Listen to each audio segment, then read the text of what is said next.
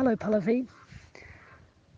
I'm here in Acasente now, which is in Arizona. It's kind of an hour or so from Phoenix.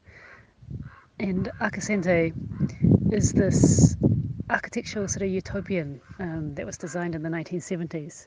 And it was really about how to live communally, but also how to retain a sense of individuality at the same time. So it was designed with these social and ecological values of coming together, living together, and I guess maintaining, what's repeatedly been said here, a small footprint. And I've been here for a week now, and I've been filming and photographing, and I've been meeting some people who have lived here right since the beginning. So one woman has lived here for 50 years. Another has been here off and on for 35 years, and another has been here for 40 years. And when I've sat and listened to these people talk to me and tell me about their experiences of living here, I keep thinking about the things that we've been talking about over email, and that the ideas, I guess, that are also in the exhibition, How to Live Together, because being here is very much how to live together. It's like mapped out, architecturally mapped out, and it's also like economically mapped out in the sense that the Arcasante tries to be self-sufficient, so it has a foundry and a ceramics unit as well, where they make bells, and that's essentially how people earn a living here, and then that living or that wage is redistributed back into being here. But the thing that really struck me and made me think about what we've been talking about is one of the architects that I met, who came here from Japan in 1975, and has lived here mostly off and on since then, but certainly solidly here for the last 30 years. And he talked about this sort of the aspiration of what it meant to be involved in something that's bigger than yourself. And he talked about the kind of responsibility that everybody who lived here in the early days, when it was started, took on. And so that responsibility was really around, I guess, how to be together, but also what it meant to be together. And how do you stay in a relationship when you're sick of sharing your communal meal or whatever that might be. And I don't know, I was really struck by how he kept talking about the responsibility for something that's bigger than yourself, but that this responsibility is rendered through the architectural details of Acasente. So he talked about how it's something that you see and touch and feel as opposed to something that you do. And I guess that made me think about documentary, and the things that we talk about around shifting the emphasis of witnessing away from consumption and knowing, and to shifting it into not so much something that's esoteric or untouchable, but something that's I guess not knowable. And this particular architect, he talked about it in the sense of when he first came here, he didn't really know what this place was and what it was trying to do, but he knew he was touching something that was important, and he sort of likened it to, not being able to see, but, touching an elephant, so to speak, and feeling the textures of it. And there's something that, like staying in that action of being with what you don't know, is what creates the communal living or the living together. I'm not sure if that makes sense, but I guess I'm still trying to make sense of it myself. I wanted to add one more thing to what I just sent you, which was this idea of imagination. And when you're here in Akasente, um, like the architecture is, I mean, it's phenomenal, and it's full of this sort of sense of imagination, like of imagining ways in which humans can be together. But I think also what it asks you when you're here is to actually take on the work of imagining yourself, to take on the work of looking for something or searching for something that's not what you know. And again, it comes back to this sort of knowing. Like, I guess for me, if we're going to talk about, how to live together, firstly, we have to talk about how to resist. I don't know how to say it, like how to resist trying to work through that question with what we already know. And then, so how do you, or how do we, create a space of imagination that resists resulting in the production of knowing or the production of knowledge? And again, it's the same with the documentary. How can it be imaginative? How can it resist reducing those that it works with um, into a set of knowable relations? And instead, how might the documentary function as a way in which to open up relationships and open up relationships that we don't yet know how to live?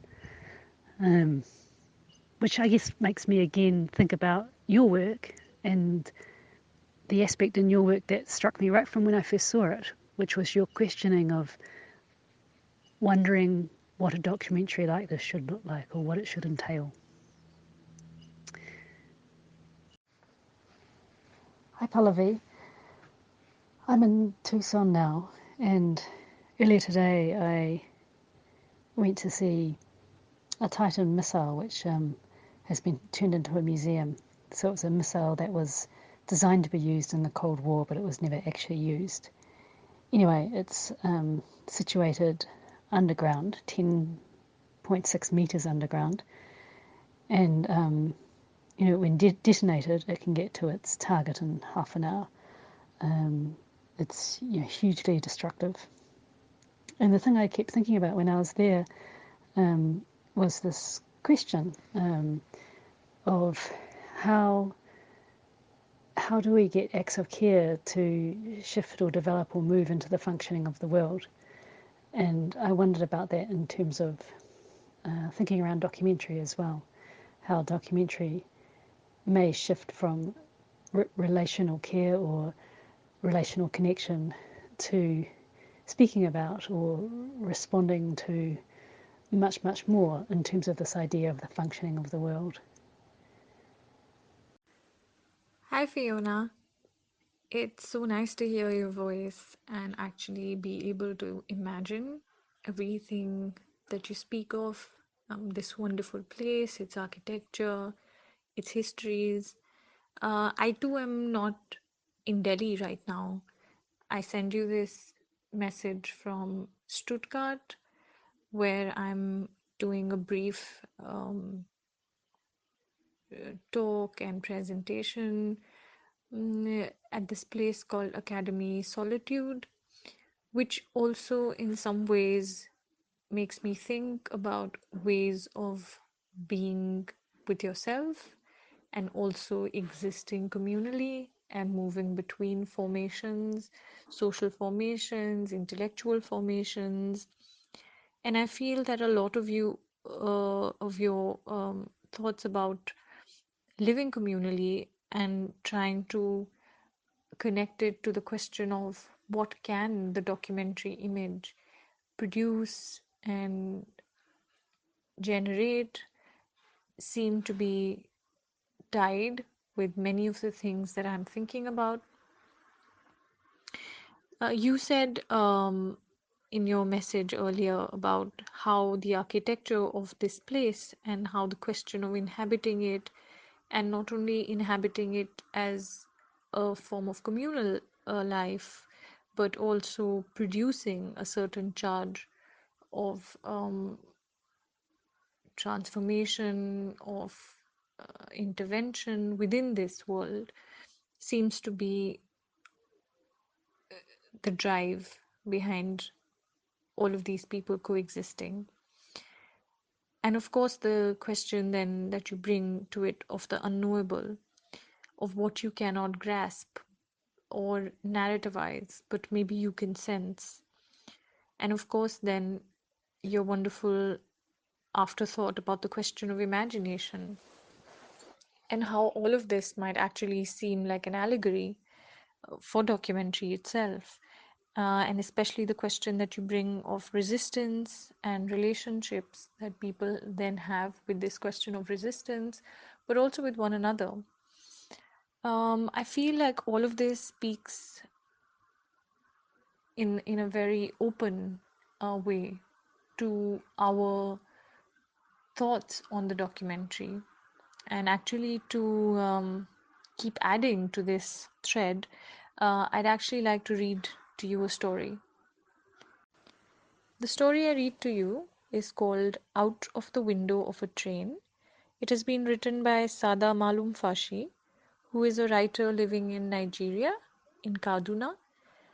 And this appears not in a collection of fiction, but in a collection of non fiction writing. So here it is, Out of the Window of a Train. This is not the train ride I expected. In 2015, I boarded a 1 hour plane from Kaduna to Lagos and then took a taxi for another hour to Abeokuta to attend the Aki Arts and Book Festival. A year later, on board a train, this same journey will take me about 40 hours to cover. 40 hours bundled with tubers of yams, sweaty bodies, and passengers hanging throughout the journey, while flanked by two other writers without whom I would have abandoned the mission halfway. The train station is a vast space bathing under the sun of Kaduna. There are two platforms. One is for the interstate train travel from Zaria to Kafanjan. The other, which we are to wait for, is the interstate train that will move from Kaduna to Mina, Mokwa, Jeba, Ilorin, Ilesha, Ibadan, Abeokuta, with a final stop at Lagos. 2 days earlier, I had been at the train station to inquire about our journey. Then it was a ghost of the hubbub I meet now. The interior of the station looked like a cinema hall without chairs, just a sparse hall with a huge board. On the blackboard, the various destinations the train traversed were written with a white chalk. I could see names of towns, letters, and numbers, but could not make any sense out of it. I moved around through a pathway calling, listening for movement. I saw silhouettes of a man in a dark room, a face only visible in a slit through the window. Good morning, I greeted him. He grunts an answer. Sorry, please, I am inquiring about the train journey to Abeokuta. The man did not bother to look towards me as he kept shuffling what seemed to be piles of paperwork on his desk. Please, when does it leave? I added again, getting impatient. Go and look at the board, he grumbled again, without raising his head up. That's the problem. I don't understand anything written on it.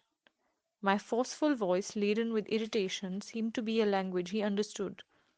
He raised his head up for the first time. He looked to be in his 50s, his eyes sunken and red in their sockets behind clear spectacles. His facial muscles appeared to have forgotten the effect of a smile in a long while. The train leaves every Monday by 2 p.m., he answered back, interjecting my thoughts. Thank you, I said with a smile, and turned to leave. But I heard his voice again as I took a step forward out of the corridor. Where is your last stop? I turned back in my stride to answer. Abeokuta. His face still expressionless, his eyes fixed to the papers on the table. The fare is 2,700 naira. You should be here before 2 p.m. to book your ticket. The train leaves by 2 p.m. every Monday. and returns from Lagos by 9 a.m. every Friday. Thank you very much, I replied, but he had turned to his pile of papers. I arrive at the Kaduna train station on travel day. My backpack is filled with few clothes and several books. My previous knowledge of a train station all came from characters in a couple of these books. In the 1987 novel The Virtuous Woman by Zainab Alkali, and from Lobo Yari's 1978 novel Climate of Corruption. Through the characters Nana and Sule, respectively, I pictured a train station from the northern part of Nigeria, traveling down south related from the novels as disorderly, commotion, noise, and struggle. But also in these novels, set years before I was born, they wrote with a tinge of hope for the future. Travel from Kano to Lagos in a day with a train. Such hope. I meet my co travelers Ketung and Anselm. Anselm has his camera accessories adorning him like a soldier bearing guns. He brings out the Canon camera and begins to take snapshots, pre travel shots. I bring out my phone, and soon we are live on Facebook, live streaming the start of an eventful journey. The train will arrive soon. We do not buy tickets because it is not advisable to buy tickets at the station office. Katung had told us. So we meet a young man dressed in skin tight trousers and a bandana tied around his head, accompanied by a lady, his sister. They will be providing us with tickets, but we will have to pay extra cash for each. We pay, and they promise our tickets will arrive soon. We wait and wait and wait some more. The train arrives 2 hours late. Our tickets arrive with it. Our agents have a man inside the train coming from Kano who has our tickets and seats reserved for us. Most of the people waiting for the train, we are told further, will not be able to secure a seat once the train arrives. We are safe and lucky and sweaty. The honk of the train from afar dispels our feeling of safety and increases the tension. We brace up for the struggle to board the train. The male agent drags us across the train track away from the boarding area, so we are at the wrong side of the entrance. The female agent picks our bags and joins us. We are not alone on this side.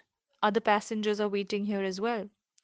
One of the passengers is a plump older woman with about three huge matted bags filled to the brim by her side. I'm wondering how she will manage to get through the commotion and board the train when our eyes meet. She gestures in the way that suggests her I help her with some of the load. I notice the turmoil gathering and realize it's going to be war to board the train. So I pretend I do not understand what her gesture means and I look away, concentrating on the task ahead. I'll read the next part of the story to you tonight. The train trundles through the track, and in a snap, the commotion begins on both sides as humans rush to the train like water released into a dam. The siblings have positioned so we are near the entrance of a coach when the train comes to a halt. Their man from inside the train waves to the agents and stands in front of the single entrance on the coach. He has to pull each one of us by one into the train, with one hand clinging to the racks on the train and the other dragging us with our load. Finally, we make it. He ushers us to the seats by the doorway. On the wall behind our seats, written in blue marker, is a label: Staff only, keep off. We drop our backpacks on the railing above and sit while the man moves back and blocks the entrance again to make sure other passengers on his payroll gain access. Our seats face another three. There is a tiny slit of a window without window panes on each side of the coach, open to air. Our heads and hands are able to go through the slit at any given time. As we settle, people keep trooping into the train through the door entrances, but soon all the access points have become clogged with humans. Now people are jumping in through the tiny windows like locusts, head followed by the rest of the body. A mother pushes her infant daughter into our hands through the window from the outside. The mother struggles to follow the daughter in through the same route, but her tummy gets in the way. Her head and hands have reached into the train, but her legs are flailing outside. We are startled. with a wailing baby in our hands and the head of a woman pushing and straining like a lunatic trying to unite with her lost child. The train shudders, ready to move. The mother is still trapped. The wailing of the child increases by another notch. We plead and plead to the head of the mother to let her feet go back and rest on solid ground, take the child and abort this reckless mission. The mother does not relent. She has not reached this far to give up. Her eyes still urge her body to fight more. Now the train is moving, slowly in a crawl, honking, a final warning. The mother now knows it. It is game over. She drops back on her feet and we pass her child into her arms, and even this strong mother is fighting back sobs. The train honks 3 times and picks a little speed. Some passengers are alighting through the windows. These passengers merely struggled to get on board so they could make sure their loved ones are part of the journey and are now ready to drop off fulfilled.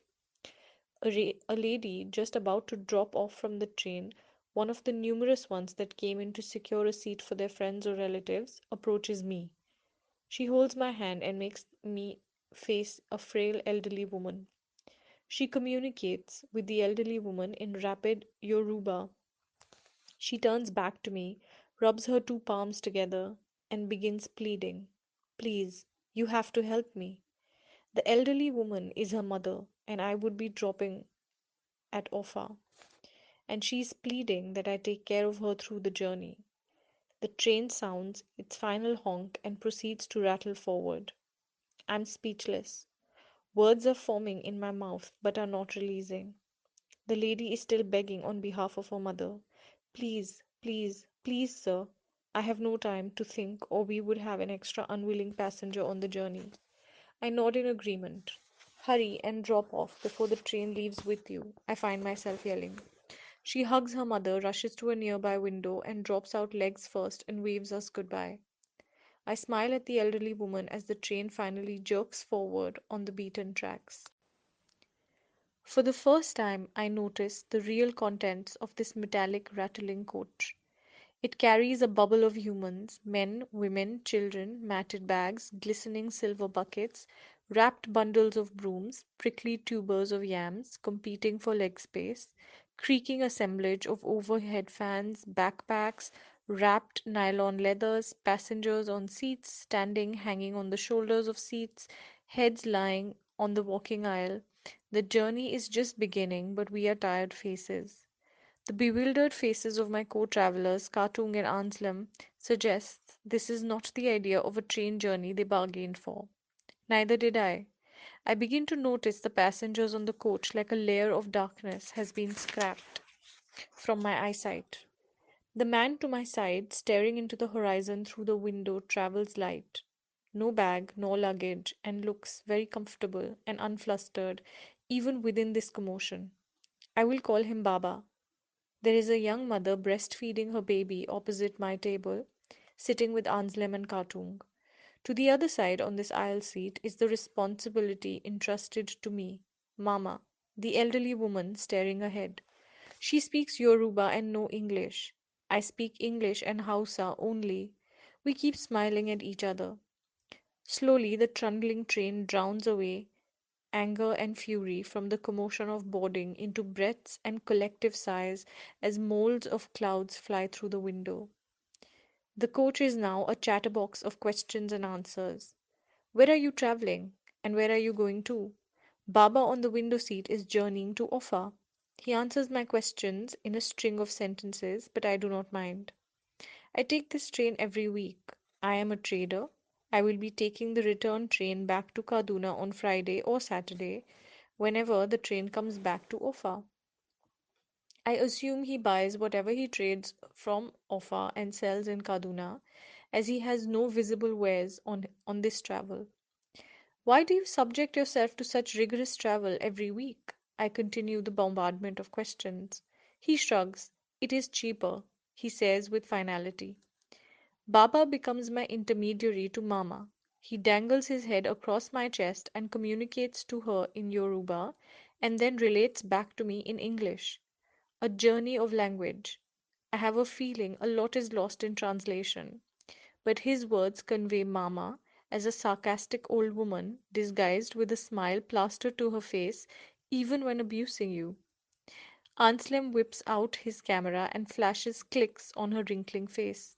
She gives a perfect smile to the lenses and passes a comment, still smiling. Baba says, "She says you are all going to get into trouble one day with your cameras and running mouths."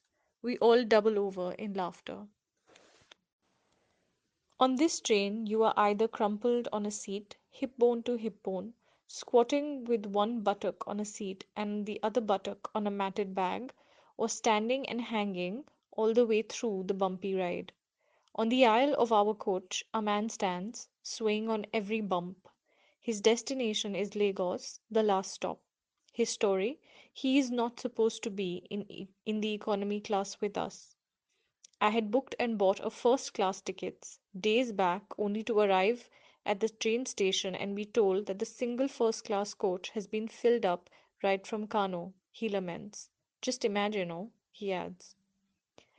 There are no more vacant seats, but he really wanted an experience of the train ride, so he struggled to get onto the economy class coach with a first class ticket and is now left hanging.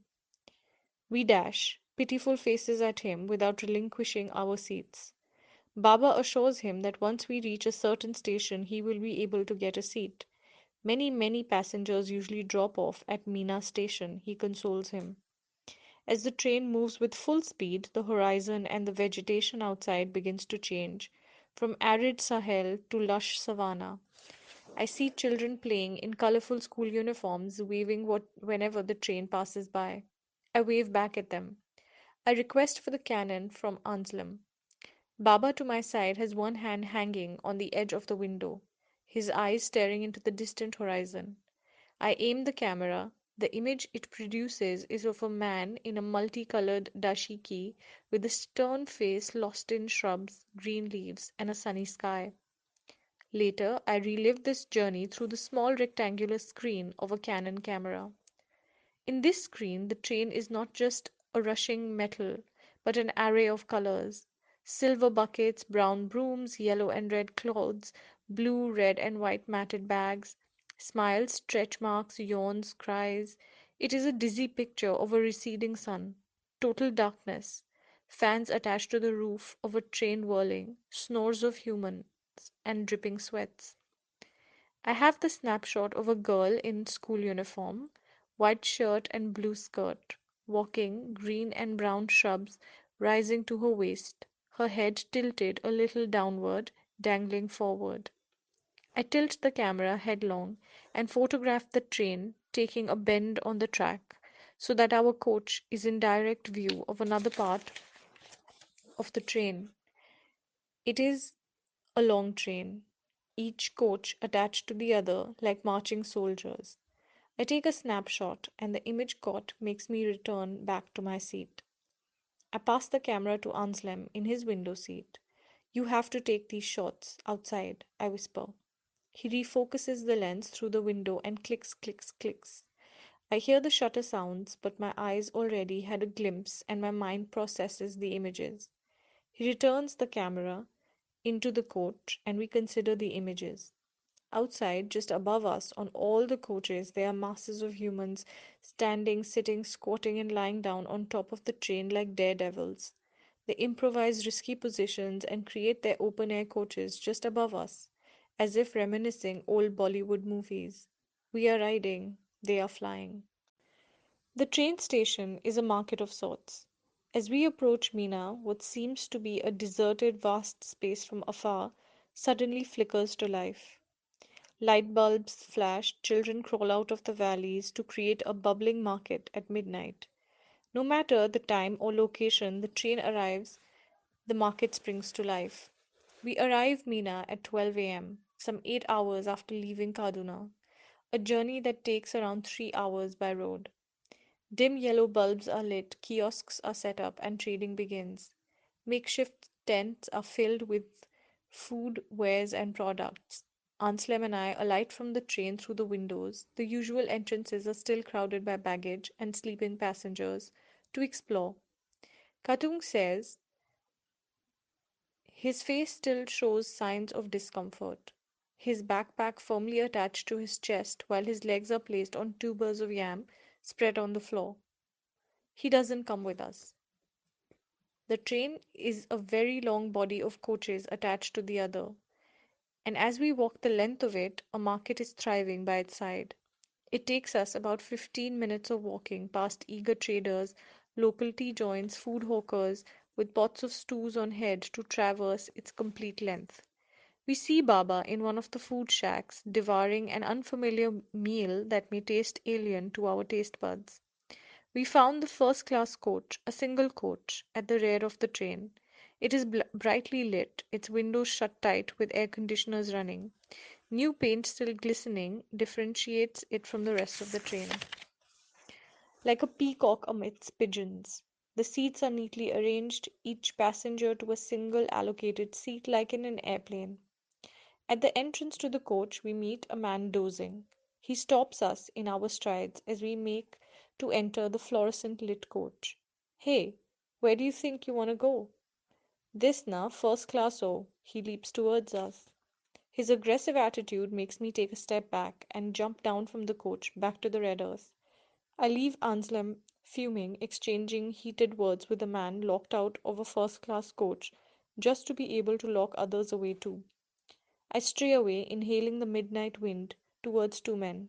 I join them in worship and repay my missed evening prayer. Our nights on the train are for poetry, discussions, and live streams. When the train is too quiet, except for the pounding of the locomotive on metal tracks, we distort the solitude. We are night talkers, munching packages of biscuits, popping bottles of soda, and biting on bars of chocolate. Mama is tired of begging for the quiet of the night. Baba is not bothered anymore as he drowns out our voices with his snores. We perform poetry, we live stream videos. As the hours accumulate, a day already spent, our energy gets drained. We become unkempt. Our beards have grown into stubbles. But we render poems and stories like artists confined in a moving metallic box. We revel in irritating sleeping passengers and soak in smiles of appreciation from drowsy eyes. The train breaks down in the middle of nowhere, and we are stuck for hours waiting for repairmen. I ask Baba how mechanics can reach us to repair the train when we are basically stranded in nowhere. He smiles when he answers. The crew are the repairmen. The repairmen are the crew. I pick the cannon and leave the train. There are no more passengers clinging on the top of the train. Mina must have been the final destination for the daredevils. Outside, the mists of the morning are still falling. The train is surrounded by a majestic view of domineering hills covered in grasses and a cloudy smoke. We are stuck within their valleys. Women drag children, pour water into their mouths, brush their teeth, and rinse their faces. Skirts lift, trousers drop, and urine is directed at dewy grasses. I see a few girls hawking dried fish on silver trays, and I do not know how they always appear whenever the train halts. A boy sees me fondling with the camera and poses for a picture. Soon his friend rushes and joins him, one hand across a shoulder in a swag pose, deliberately looking away from the camera.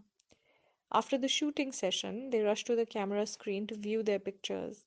They ask when I will be printing these and how much I charge. I tell them I do photography for fun and beauty. They are confused and do not seem to believe me. I wander around and aim the camera. The lens captures a boy, about 5 years, in a school uniform, a hand knitted blue cardigan embroidered with the initials to the chest side STJ. He is viewing the surroundings through the windows, his eyes yearning to disobey warnings and instructions, to be able to feel life outside metallic containers. A young toddler is by his side tiptoeing, only his eyes are visible through the window slit. I take a snapshot. We arrive at Offa with our eyes bulgy and sleep deprived. Offa station is a noisy bubble, a point of farewells and goodbyes. Half the train empties, replaced by new passengers. A few of us remain constant. Baba drops here. I feel like rising and squeezing him with a warm hug. I shake him and wave goodbye. Before he leaves, he dishes out precise instructions about the stations ahead and what to expect all the way to Abeokuta. Mama is relieving me of my responsibility here too. She teases us in Yoruba for the last time as the scent of home beckons her. I miss her company already. The standing passenger finally gets a chance to own a seat after a day of journeying while standing. But I do not know why he is reluctant to take a seat. Still hanging through the door, still standing. He peeps outside and whistles to Baba before he disappears. How long will it take to reach Lagos from here? He asks. Ah, it's like another 12 hours before you reach Joe. By road? Not very far. Around 4 hours like that. A standing passenger suddenly jumps down and walks away. I have had enough of this, he grumbles under his breath and storms out of the coach to the blazing sunshine of Offa. Offa station is a changeover, a point of exchange. A young couple joins us with twice as much loads and matted bags of luggage than the previous passenger left with. Destination Lagos. They are talkative, but now we lack energy and cannot compete with them. Their story: they are a recently engaged couple buying goods in offer. We are preparing for the wedding, the man chuckles. Buying cheaper and spending less in this harsh economy, the lady says with a wide grin. I occupy Baba's window seat. Our new seatmate is a man who seems in his 60s but dresses like a 30-year-old gangster comrade. A flat cap, baggy shirt, and three-quarter shorts. On his lap is a packaged meal wrapped in a black nylon dripping oil. He balances on the seat, his stature crushing me inwards, unwraps the nylon, and the scent of food fills the entire coach.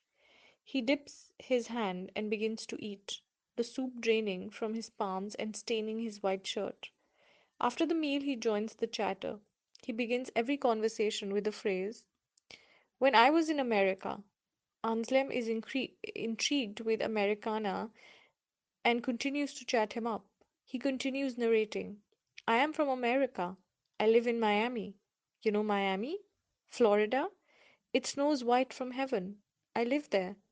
He keeps insisting he is an American, even though his voice is a thick Igbo accent. Americana has a proper routine: eat, talk, talk, sleep, snore, snore, and the cycle is a continuum. Right now, he is sleeping, his snores aimed at the ceilings and silencing the creaking of the rotor fans. Maybe he is deep in a dreamy slumber where he is back in the beaches of Miami, Florida. Over the last century, Nigeria has been a very fragile country. Yet the North and South have been held together by the tracks of a railway. In 1898, the British colonial government constructed the first railroad in Lagos. The first train engine to work in northern Nigeria ran through the forgotten capital of northern Nigeria in Zungeru town, steaming round the river Kaduna to the new capital of the then British northern Nigeria, the brand new city of Kaduna.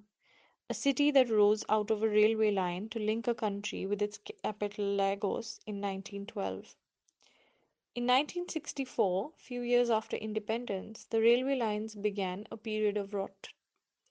By 1988, the Nigerian Railway Corporation declared bankruptcy and all rail traffic stopped. With a stable period of democratic rule from 1999, the railway lines began to breathe again. In 2012, scheduled passenger service was restored on this Kano to Lagos line, where we are plying with rugged coaches, overbooked tickets, and daredevils hitching rides on top of the train. This is, however, not the case with the new standard gauge Abuja Kaduna rail line. The first standard gauge railway modernization project in Nigeria connects the new federal capital city, Abuja, with the capital of the defunct northern Nigeria, Kaduna. Rail travel is now fashionable again. The elites, and not just lower class traders, patronize the Abuja Kaduna line with its plush coaches, well decorated interiors, on screen movies playing throughout the air conditioned ride, spacious luggage compartments, as well as streets of snacks with a food bar to dine on the smooth ride, enjoying the countryside terrain of northern Nigeria. The railway tracks are a metaphor for Nigeria, and the complete opposite hue of two different railway lines connecting different parts of the country is a vindication of the maxim. The setting sun vanishes down the hills as we begin to ride outwards Abeokuta. The couple recount stories of horror throughout our final night. Stories of kidnap and banditry, how Abeokuta is the most dangerous place to be at midnight. There is this passenger who dared to enter Abeokuta at midnight, the woman begins. He was robbed of all his luggage and belongings and then stripped naked, such that he ran to the major highway pleading for help. The man continues. But he is stark naked at midnight, and all the cars did were to flash their headlights and speed away, the man adds. Unfortunate soul, the woman says. Nobody stops for a waving naked madman at midnight, they say in unison. We arrive Abeokuta at 1 a.m. A train journey of a day and a half from Kaduna without bathing or a proper meal. We are all now being warned and cautioned that we better pass the night at the station and enter the town in the morning under the safe cover of sunlight. We alight from the train into darkness and bid farewells. After almost 40 hours of travel, we are eager to find a lush room to shower, snore, and sleep away tiredness and hunger. But the fear of becoming three naked madmen on a highway haunts us. The train station at Abeokuta at night is a deserted building that feels haunted. The only lush bed here is the solid floor. We all stare at the dire situation. We cannot survive the tiredness tugging at our bones for another hour. We need a lush bed. So we dare bandits and bad omen and storm into the dark nights under the rocks of Abeokuta. Stories hunt us, gasping. Dear Fiona, I apologize for what could seem like a long detour from our thoughts about how to live together. But I feel this story, rather this documentary portrait of a train journey in Nigeria, helped me think of how we imagine communal spaces when the body, literally the person next to us, seems to be competing for air, water, or even freedom. When you are in a sea of such bodies competing with one another, of course, due to underlying structural failures, how does one deal with communal existence? Even a lynch mob is a community. Does living together also mean protecting our solitudes? Does documentary then also mean saving space for what is untrue? Hello, Pallavi. How are you? I hope you're doing well and your travels are inspiring. Thank you for reading me out of the window of a train, which I listened to as I sat at Phoenix Airport waiting for a delayed flight. It was such a lovely experience to sit in an airport and be read to have your voice in both of my ears through the headphones. It felt very, I guess, very special as I watched other people doing their business and going about their daily lives. I was really taken with the story, and particularly the image you evoke in your reflections of bodies where they're competing for air and for water and freedom and space, you know, as they jostle together in an overcrowded 40-hour train journey. Like you suggest, this too is a type of communal living. And also, you're thinking of the experience of these trained bodies with ideas of community and documentary. And again, that really impacted me, particularly when you ask, does documentary mean saving space for what is untrue? And I guess I wanted to respond by taking this idea of communal living and the documentary image and the idea of the untrue into a somewhat different, but what I think is a totally relatable realm. Uh, Last week I was in Tucson and I met a woman who was the commanding chief of a nuclear missile.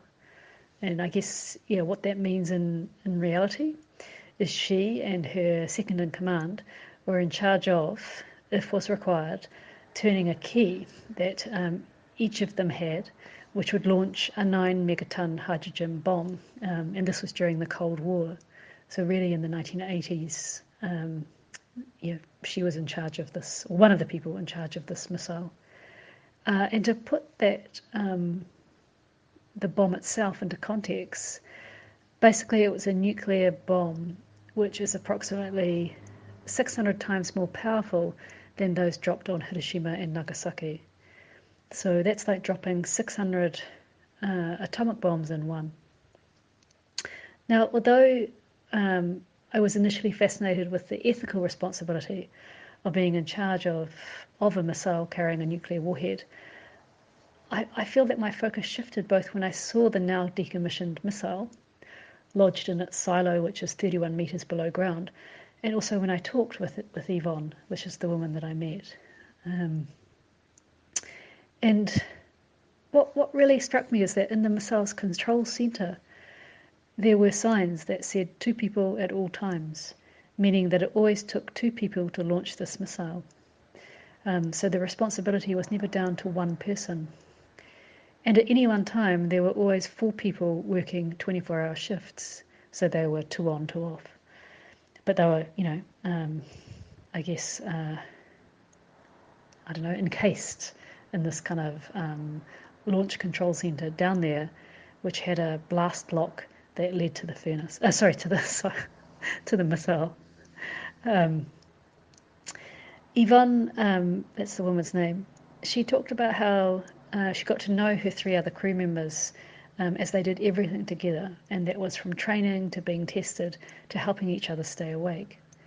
She also said that they had to really know each other and that they had to rely on each other in what could be the most stressful situation ever.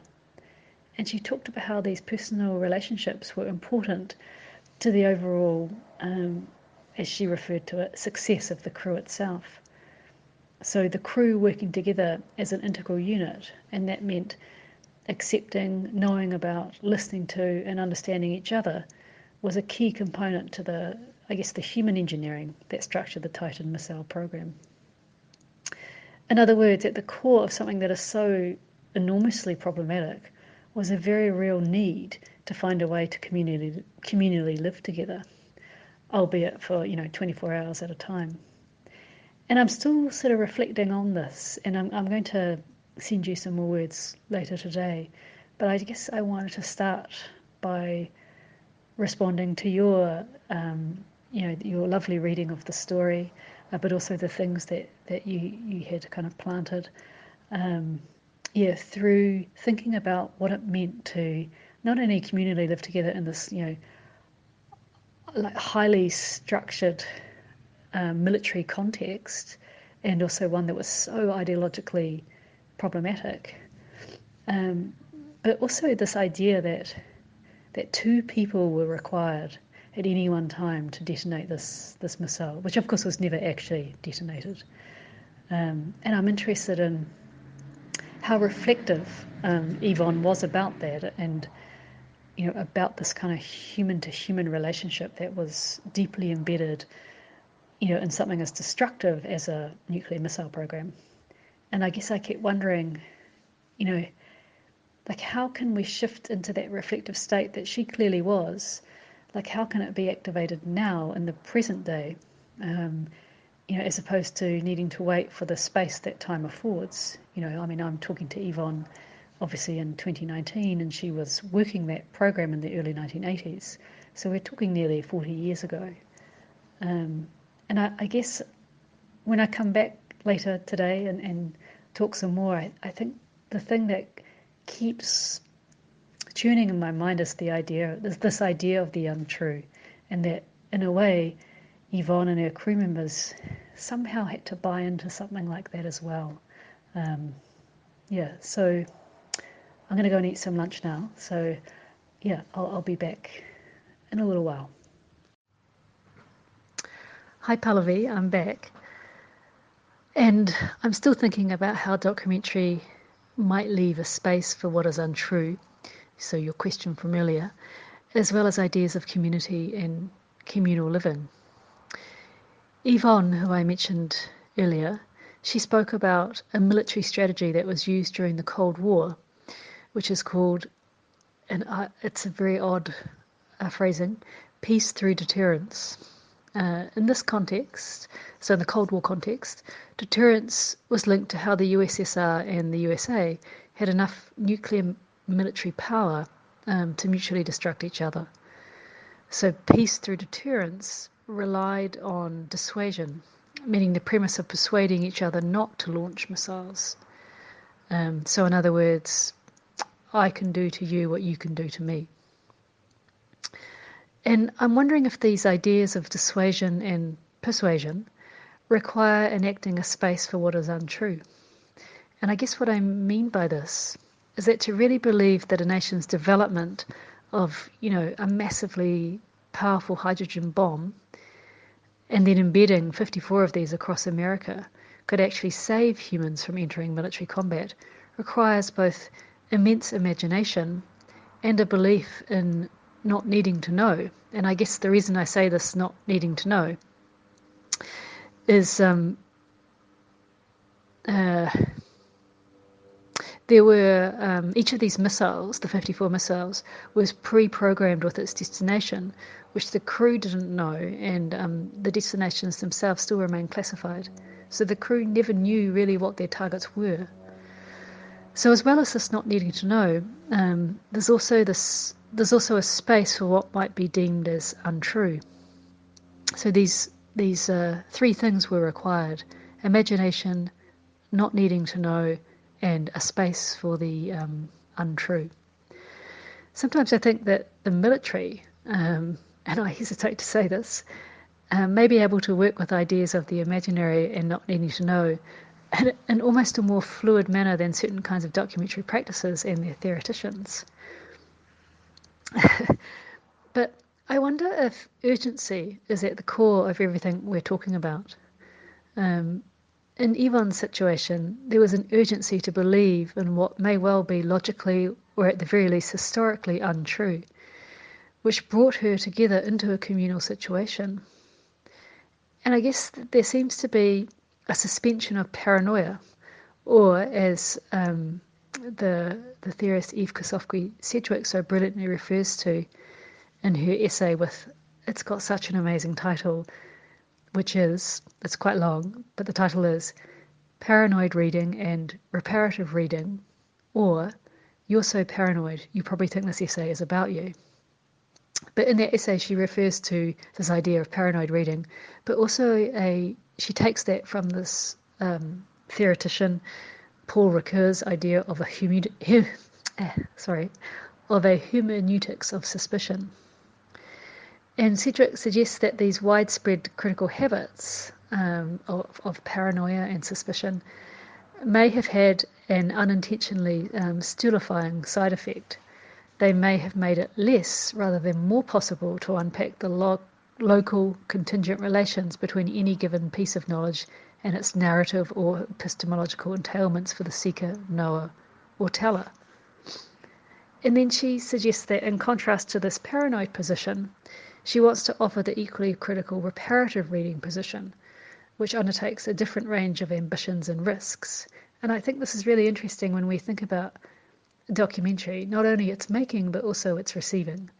And what is the difference between a reparative reading of a documentary and also the reparative making of documentary images, as opposed to the paranoid or suspicious reading?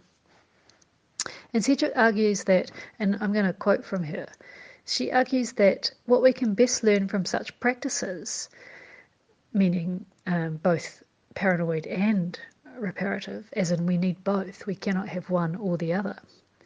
But what we can best learn from such practices are, perhaps, the many ways selves and communities succeed in extracting sustenance from the objects of a culture, even of a culture whose avowed desire has often been not to sustain them. So I fear I might be flipping too liberally from idea to idea here. However, all these different threads of our conversation again bring me back to Sedgwick, and specifically her questioning where she asks, is a particular piece of knowledge true, and how can we know? And she wants to ask further and say, so instead of asking, is a particular piece of knowledge true and how can we know, her further questions are, what does knowledge do?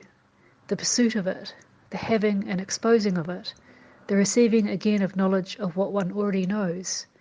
How, in short, is knowledge performative, and how best does one move among its causes and effects?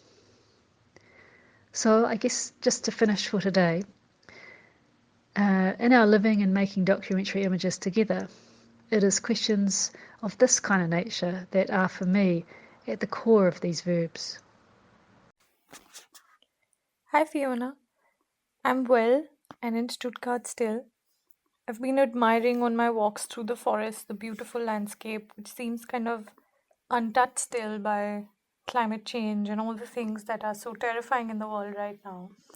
Except we know that's not true, and when one talks to the people who have been here for a while, they tell you how they can already feel the wind and the air and everything around them changing. Your image of the nuclear weapon which needs two people to detonate it has actually been on my mind a lot in the last couple of days. It's so beautiful how you describe what is the core of this machine of destruction, and at the core of it is the need to produce a consensus between two people who will eventually, who would have or could have detonated it. And at the same time, it feels like even though it is an instance of military engineering, of social engineering, it doesn't yet have a full mastery on itself. It's almost as if at the core of this machine is the possibility of it not working. And it is that possibility which somehow becomes the central most important thing of this entire setup. So it was really, really fantastic to think about that connection with the mastery of the truth image, or the apparent mastery of the image of the truth or the document. And something at the core of the document which actually belies the fact that the document doesn't yet have mastery over itself.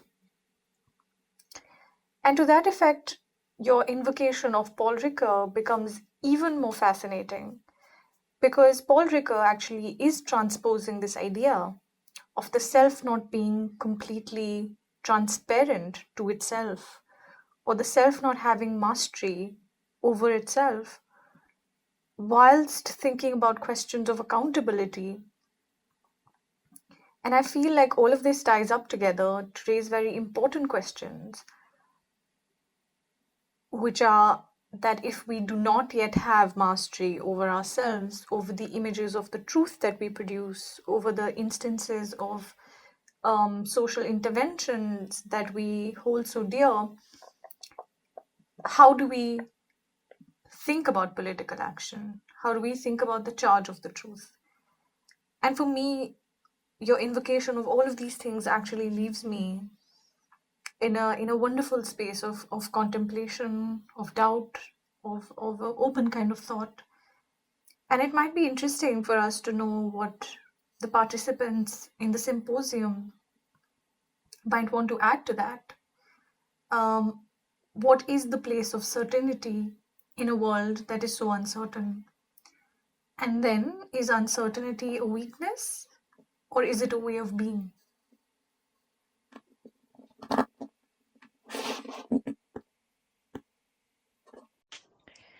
Hi, Fiona. To your wonderful image of the nuclear weapon, to the object of high rationale, I offer to you another instance. This is actually a film called The Eyes of Stone, which is a film about spirit possession amongst women in Rajasthan. And the film traces the story of one particular woman called Shanta, who's 19 years old, and her repeated possession. And as the film goes on, we see, or at least we get a glimpse of, the reasons why maybe Shanta could be getting possessed. but more importantly, what happens to her when she is possessed. The film offers no easy answers to us. We are never told whether it was a performance, whether she is actually afflicted by an illness which is deeper than herself.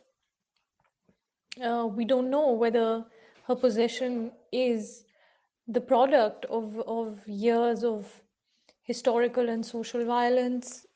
We are not told any of this, but the documentary film takes us through the journey of her repeated possessions.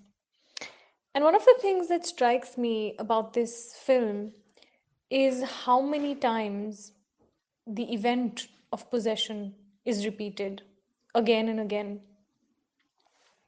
And it is often arranged as almost a consortium of silences between conversations. We see close up of objects, of photographs, animals, portraits of everyday activities. And a particularly memorable sequence in the film is a nearly surreal close up of pigeons and roosters outside the temple of a goddess, where she goes to seek healing.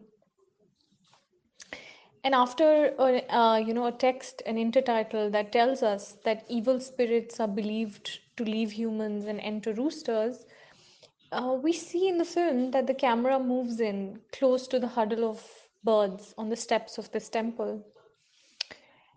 And the background is filled with the voices and grunts of possessed women, who are kind of rolling on the ground, contorting their bodies. And the sound of those women, possessed women, layered on the motion of these birds, acquires for me an emanation which is beyond the image. Because in that moment, one could be looking at an evil apparition, a bird, or a woman, or all of these at once. And here it is kind of what the insignificant notation, the image that doesn't seemingly have any huge significance. It is that image or a series or a consortium of those images which actually becomes the conceptual gyre around which the ghosts of the past and the future can rally. Uh, it is these moments I feel in documentary that are at once completely soaked in, but also devoid of meaning. And if that is the case, then the documentary image, or the documentary method rather, urges us to look just beyond representation. It urges us to look beyond analysis as the only form of meaning making. Hi Pallavi, how are you? Your walks through the Stuttgart forest sound lovely, um, in quite a kind of different contrast to my own. Hi Pallavi, my finger slipped and I didn't mean to send that last 12-second little talk. So I'm going to start again from here. Hi Pallavi, how are you? Your walks through the Stuttgart forest sound lovely. My own surroundings here in Pasadena are really quite different. There's a lushness, but it's all very, very manicured. So huge manicured gardens and very neatly mown lawns that are holding equally huge homes. Uh, and it's quite easy to forget that Pasadena has a close to desert climate, because it's so green and so lush. There are a lot of resources that go into maintaining that. Your description of the film The Eyes of Stone reminded me of a story, and the story is titled The Ghosts of the Tsunami. The story talks about the gaki, or hungry ghosts, which existed between worlds, or exist between worlds. And gaki are those who died violently or prematurely and without warning. So the 2011 tsunami in eastern Japan produced many, many gaki, who were trapped between these worlds. In this story, there is a priest who's interviewed. His name is Kanita. And what he says is And I'm going to read you a little bit now. So he says, so many died, and all at once, at home, at work, at school. The wave came in and they were gone. The dead had no time to prepare themselves. The people left behind had no time to say goodbye. Those who lost their families and those who died, they have strong feelings of attachment. The dead are attached to the living, and those who have lost them are attached to the dead. It's inevitable that there are ghosts. And this priest, Kaneta, continues and he says that the tsunami did appalling violence to the religion of the ancestors. Along with walls, roofs, and people, the water carried away household altars, memorial tablets, and family photographs. Cemetery vaults were ripped open by the wave, and the bones of the dead scattered. Temples were destroyed, along with memorial books, and these memorial books are called ihai, which I'll use that term from now on. So temples were destroyed along with ihai, listing the names of ancestors over generations.